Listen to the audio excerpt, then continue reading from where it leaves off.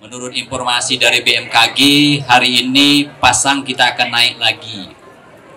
Bahkan frekuensi grafiknya di angka 4. Kalau 4 itu cukup tinggi, Bapak Ibu sekalian. Kalau pasang air lautnya naik, maka kiriman air mulai dari Sungai Lematang, Sungai Rawas, Sungai Ogan, termasuk Sungai Kikim, Sungai Balikanan, pecahan dari Sungai Rawas, semuanya tumpah ke Palembang. Belum lagi air laut cukup tinggi. Maka dari itu, dalam kesempatan ini tidak hanya di Kecamatan Kalidoni, Pak Sekda, mungkin di kecamatan-kecamatan lain sudah saatnya antisipasi. Untuk itu harapan saya, seluruh camat yang ada di Palembang turun ke lapangan. Turun ke lapangan mengantisipasi karena hari ini air pasang akan cukup tinggi.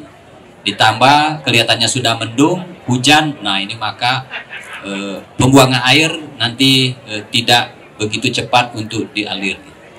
Maka dari itu OPD terkait juga harus cepat mengantisipasi ini, dan dari Dinas PU sendiri kemarin sudah ada tim terpadu. Tim terpadu dibantu dari Balai Sungai dan juga dari provinsi, termasuk anggota TNI Polri, Pak Bastari ya. Dan ini sudah dibagi, setiap zona ada.